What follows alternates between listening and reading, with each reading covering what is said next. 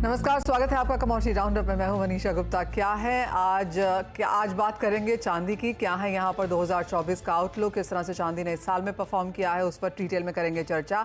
साथ ही बात करेंगे कच्चे तेल की, जहां पर $80 का लेवल अभी भी एक रेजिस्टेंस के तौर पर लगातार यहां पर बनता हुआ नजर आया है।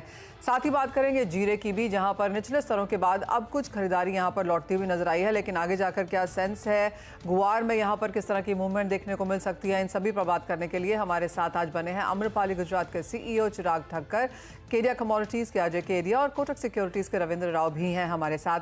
लेकिन सबसे पहले शुरुआत यहां पर चांदी के साथ कर लेते हैं, क्योंकि पिछले साल की 3.5% की तेजी के बाद इस साल अब तक करीब करीब 5% की ही बढ़त हम यहां पर चांदी में देख पाए हैं। इवन एज चांदी यहां पर लगातार डेफिसिट में है। रिकॉर्ड खरीदारी हमने पिछले साल यहां पर होते हुए देखी थी।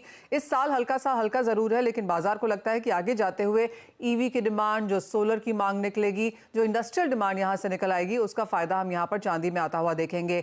78,000 का ऑल टाइम हाइज हमने यहां पर चांदी में बनता हुआ देखा है, लेकिन वो तोड़ने में बाजार अब भी असमर्थ रहा है। कैसी रह सकती है आगे की चाल, ये सब बात करेंगे। सबसे पहले चिराग, आप कैसे देखते हैं चांदी की जो मूव्स हमने इस साल में आते हुए देखी हैं? Of course compare to previous year मांग यहां पर इंडियन के मार्केट्स के हिसाब से और अंतर्राष्ट्रीय हिसाब से भी हल्की सी कमजोर रही। नमस्कार मनीषा जी। अगर लास्ट ईयर आप देखें तो वन साइड मूवमेंट था लास्ट ईयर, जब हिंदुस्तान ने रिकॉर्ड इंपोर्ट किया था। तो एक नीचे के दबाव पे चांदी गिरती जा रही थी और फिजिकल डिमांड उसी के तहत बढ़ती जा रही थी। बट अगर हम ये साल की बात करें तो ये साल मार्केट कई सारे उतार चढ़ाव देख चुका है। इंटरनेशनल मार्केट से कई सारा इन्फ्लुएंस अपने हिंदुस्तान के मार्केट में हमने देखा है, जहाँ पे हमने कंसोलिडेशन लेवल देखा है, जहाँ पे हमने 65,000 से 78,000 की रेंज में वो रेंज को टच करते हुए कई बार देखा है। तो ये साल तकरीबन ज्यादा मूवमेंट रही है, रोलर कोस्टर राइड जैसा रहा है। एक बार नीचे आया, एक बार बहुत ज्यादा ऊपर चला गया। और अगले साल जो नेक्स्ट ईयर है, ये साल के तकरीबन पे जितने बॉटम्स मिलते हैं वो बॉटम्स पे खरीदारी करनी चाहिए, क्योंकि नेक्स्ट ईयर जैसे इंटरनेशनल मार्केट के फेड ने जब लास्ट वीक जब ये अनाउंस किया कि नेक्स्ट ईयर 3 बार पूरे साल में जो फेड के रेट जो नीचे आ सकते हैं, अगर वो इंटरेस्ट रेट नीचे आएंगे तो ये एकदम श्योर से माना जा सकता है कि यहाँ से रेट बढ़ेंगे ही और घटने के चांसेस काफी कम है ये साल और नेक्स्ट ईयर। तो चिराग, किस तरह के लेवल्स फिर ऊपर बनता हुआ देखते हैं आप? क्योंकि अब तक की जो रिपोर्ट्स आई हैं 2024 के हिसाब से आउटलुक में वर्ल्ड बैंक का सबसे कम यहाँ पर एक्सपेक्टेशन या फोरकास्ट है $21 का, लेकिन $30 $36 तक की भी बात ऊपर में कुछ बैंक्स एंड ब्रोकरेजेस ने यहाँ पर की है। तो काफी बड़ी रेंज बनती हुई नजर आ रही है चांदी के लिहाज से। लेकिन आपको क्या लगता है, इंटरनेशनल मार्केट्स और इंडियन मार्केट्स में क्या रेंज और एक बेस्ट केस सिनेरियो क्या रह सकता है? अगर हम हिंदुस्तान की बात करें तो 67,000 विल बी अ लेवल जो एक बहुत ही स्ट्रॉन्ग तरीके से देखा जा सकता है और जहाँ पे बाइंग अपॉर्चुनिटी बन सकती है। और ऊपर के स्तर पे अगर देखें तो 78,000 जो ये साल 3 बार टच कर चुका है, अगर 78,000 अगर क्रॉस करता है तो घरेलू मार्केट में 85,000 से लेके 90,000 के बीच में हाई बना जा सकता है। एट द सेम टाइम अगर हम इंटरनेशनल मार्केट की अगर बात करें तो $26 एक रेजिस्टेंस लेवल है। 25 और $26 अगर ये लेवल से अगर मार्केट ऊपर जाती है और वहाँ पे ऊपर पे अगर क्लोजिंग देती है तो 101% बहुत ही ज्यादा खरीदारी देखने को मिल सकती है अंतर्राष्ट्रीय मार्केट। ऑलराइट चिराग, काफी सारी रिपोर्ट्स, नॉट काफी सारी, 3 एक रिपोर्ट्स तो ये भी सजेस्ट करती हैं कि ऑल टाइम हाईज आने वाले 3 एक साल में चांदी यहां पर फिर से छू सकती है। $50 प्रति आउंस का ऑल टाइम हाई था चांदी का, हम 25 के आसपास यानी आधे लेवल पे कारोबार कर रहे हैं। हैविंग सेड दैट 50 पे 2 बार चांदी गई है, कि करीब गई है, लेकिन वहां पर कभी रुक नहीं पाई है। क्या उस तरह की तेजी देखने को मिल पाएगी जिस तरह की कुछ 2-3 रिपोर्ट्स यहाँ पर? बहुत ही अनलाइकली है मनीषा जी कि वो लेवल्स हम वापस देख पाए इतने जल्दी स्तर पे। और अगर ये लेवल्स अगर हम देख भी ले तो वहाँ पे बहुत सारी प्रॉफिट टेकिंग आने की बहुत सारी गुंजाइश है कि जहाँ से अगर मार्केट एक बार टच भी अगर कर देती है तो वहाँ से वो इतनी तेजी से वो वापस कंसोलिडेट करके वापस करेक्शन मोड में आ जाएगा। ओके चिराग, पिछले साल रिकॉर्ड इंपोर्ट्स हुए थे, ये हम कई बार उसके बारे में बात कर चुके हैं। इस साल इंपोर्ट्स में गिरावट देखने को मिली है, तो पिछले साल के इंपोर्ट्स के मुकाबले इस साल क्या नंबर्स के साथ आप काम कर रहे हैं? ये साल तकरीबन 6,500 से 7,000 टन के बीच में इंपोर्ट हुआ है इंडियन मार्केट्स में। और ये एक्सपेक्टेड था कि जैसे लास्ट ईयर एकदम रिकॉर्ड इंपोर्ट्स आ गए थे, तो ये एक्सपेक्टेड था कि 6,500-7,000 के बीच में ये साल में इंपोर्ट्स होंगे। जैसे प्राइस की मूवमेंट और वॉलेटिलिटी जितनी हम देखते रहे हैं, तो वो लेवल पे ऐसा लग रहा था कि this is as per expected. इसके अंदर देयर इज नो सरप्राइज कि इतना कम क्यों हुआ है लास्ट ईयर से। लास्ट ईयर क्या नंबर्स थे Chirag, just to madam Manisha ji, last year we imported more than 10,000 turns.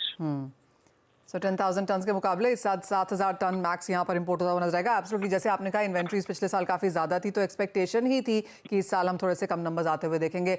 चिराग, बहुत शुक्रिया उन सब नंबर्स और एक्सपेक्टेशंस चांदी के बाजार की शेयर करने के लिए।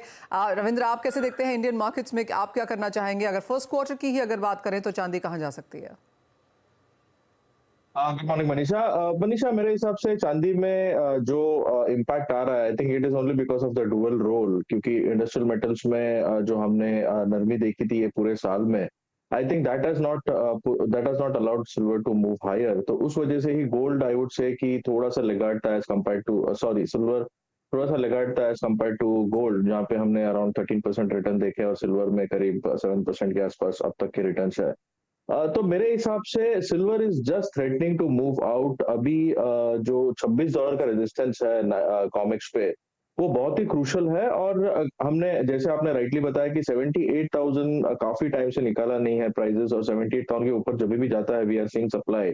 तो मुझे लगता है कि 78,500 would be very very crucial in Indian terms. अगर उसके ऊपर सस्टेन करता है तो फिर जो इनिशियल लेवल है वो अराउंड 82,500 के आसपास आ रहा है, which would be somewhere around $28-29 on COMEX.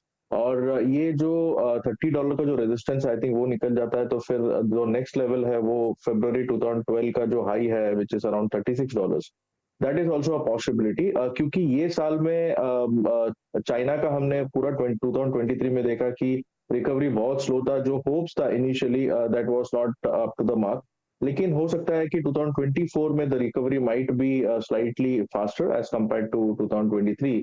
और मेरे हिसाब से वो बेस मेटल्स को भी सपोर्ट करेगा और सिल्वर को भी सपोर्ट करेगा, प्लस जो फेड पिवट है वो गोल्ड को सपोर्ट करने वाला है। तो I think silver might get a dual support precious metal से as well as from the industrial metals. तो मुझे लगता है कि सिल्वर में it is just waiting for the breakout of $26। अगर $26 के ऊपर ब्रेक होकर सस्टेन करता है तो I think the movement will be very fast and बहुत जल्दी $28 से लेके $30 तक पहुंच सकता है, एंड उसके ऊपर अगर सस्टेन किया तो और ऊपर जा सकता है। तो I am pretty optimistic in silver. So हो सकता है कि फर्स्ट क्वार्टर थोड़ा सा कंसोलिडेट करे, लेकिन अगर $26 निकल जाता है तो I think then it won't look back, और $30 हम फिर क्लियरली देख सकते हैं। आपको लगता है कि $30 तक की पॉसिबिलिटी यहाँ पर है, लेकिन 26, 28, 30 ये रेंजेस यहाँ पर चांदी को पार करनी होंगी। अजय, आप काफी बुलिश हैं सोने में, $2,400 हम सुन चुके हैं, लेकिन अगर चांदी की बात की जाए तो आपको भी लगता है $30 की पॉसिबिलिटी है या फिर उसके ऊपर? Good morning. मुझे डेफिनेटली अगर हम चांदी की बात करें काफी अंडर परफॉर्मिंग रही है। देखिए, अगर पिछले 15 साल में देखिए तो कोई भी इंडस्ट्रियल यूज जब तक कुछ एक्स्ट्रा ऑर्डिनरी नहीं आता, जब तक कुछ बड़ा जंप नहीं आता, जैसे चिराग जी ने भी कहा कि $50 सस्टेन नहीं करेगा, बट डेफिनेटली पिछले 20 सालों में अगर हम देखें कुछ नए चेंजेस नहीं आते। बट जिस ढंग से ईवी, सोलर पैनल और इंडस्ट्रियल कंजम्पशन बढ़ रहे हैं, हाई पॉसिबिलिटी है कि ये मेटल अभी भी एज कम्पेयर टू कॉपर भी अगर रेशियो में देखेंगे तो काफी चीप है। तो मुझे लगता है कि अगले एक साल की अगर हम बात करते हैं, नो डाउट $26, $28 की रेजिस्टेंस है, बट जिस ढंग से अभी तक इन्वेस्टमेंट के तौर पे सिल्वर में बाइंग वापस लौटी नहीं। ETF के लास्ट 1 ईयर के फ्लो देखिए, इन्वेंटरीज देखिए, तो मुझे लगता है कि अगर एक साल की बात करें तो मुझे लगता है $32 तक का लेवल बैर मिनिमम मिलना चाहिए। जबकि डोमेस्टिक मार्केट में रुपए में वीकनेस है, ETF में बाइंग है, इन सबको देखते हुए 1 लाख का लेवल आई थिंक वापस टेस्ट करता हुआ दिखाई देगा। जिस ढंग से अभी हमने ऑल ऑफ अ सडन 78 का लेवल देखा, सस्टेन नहीं कर पा रहा क्योंकि एक ओवर क्लाउड बना हुआ है कि 78 जाता है फिर नीचे आ जाता है।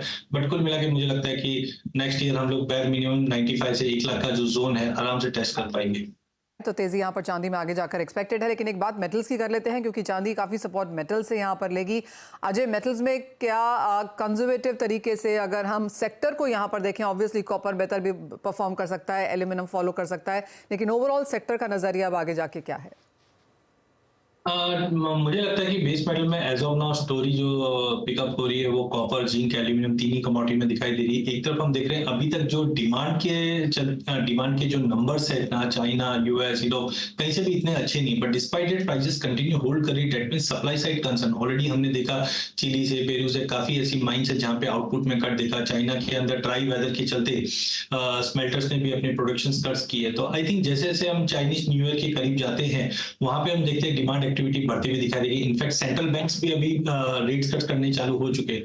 तो ओवरऑल अगला साल थोड़ा सा मिक्स एंड मैच रहेगा। बट फर्स्ट क्वार्टर की अगर हम बात करते हैं, वी एक्सपेक्ट कॉपर की अगर बात करें तो 8500 होल्ड कर रहा है, तो 8900 के करीब हम कॉपर को जाते हुए देखते हैं। वहीं जिंक के अंदर भी $2500 के ऊपर अच्छे से होल्ड है, जो 7520 से 7550 के जोन में। डोमेस्टिक मार्केट में 730 इज ए लिमिटेड नंबर। अगर 730 के ऊपर वीकली क्लोज आ जाता है, आई थिंक 770 780 हम मिड ऑफ फरवरी में देख पाएंगे। बट ओवरऑल मुझे लगता है कॉपर, जिंक, एल्यूमिनियम ये तीन कमोडिटी फर्स्ट क्वार्टर के लिए अगर हम बात करें तो बेहतरीन रिटर्न दे सकते हैं। एटलीस्ट 10 से 12% का जंप हम इसमें एक्सपेक्ट करके चल रहे हैं। ऑलराइट, सो 10 से 12% का जंप मेटल मार्केट्स में देखने को मिल सकता है। साथ ही रविंद्र, अगर कच्चे तेल की यहाँ पर बात की जाए तो क्लोजिंग थोड़ी सी ऑन द नेगेटिव साइड है 2023 के लिए, लेकिन अगले साल के लिए आपकी क्या सेंस है? अगले साल के लिए मुझे लगता है मनीषा कि ये एक दायरे में रहेगा, क्योंकि I think the fundamentals are on the both side. US से प्रोडक्शन बढ़ रहा है क्योंकि यूएस में they don't want prices to stay higher. US का अगर प्रोडक्शन देखे तो अराउंड 13.3 मिलियन बैरल तक अभी चला गया है, which is the record high. और जब भी ये नीचे आता है तो ओपेक से कोई ना कोई स्टैंस आ जाता है which is supporting the prices. तो मेरे हिसाब से the broad range again in 2024 until unless कोई जियोपॉलिटिकल टेंशन या फिर कोई ट्रिगर नहीं आए, major trigger, I think WTI की बात करें तो around $65 should be the bottom, क्योंकि वो बहुत इंपॉर्टेंट सपोर्ट है। अगर वो ब्रीच करता है तो फिर it might fall further lower, लेकिन मुझे लगता नहीं कि वो ब्रीच करेगा। और अपसाइड में I think $88 to $90 should be the cap. So overall पूरे साल के लिए आई think it should the average should be somewhere around $78 to $80 until unless there is any major triggers. Right, तो $78 to $80 on the higher side, और 80 का एक स्तर है जो ज़्यादातर कंज्यूमिंग कंट्रीज मानती हैं कि एक फेयर लेवल भी है। बहुत शुक्रिया रविंद्र साथ जुड़ने के लिए, नॉन एग्रो पे बात करने के लिए। ब्रेक के लिए रुकेंगे, जब लौटेंगे तो बात यहाँ पर करेंगे एग्री कमोडिटीज़ की, यहाँ पर क्या रुख है, और स्पेशली फोकस डालेंगे यहाँ पर गुआर पर। हमारे साथ होंगे पुखराज चोपड़ा, आप जुड़े रहिए हमारे साथ।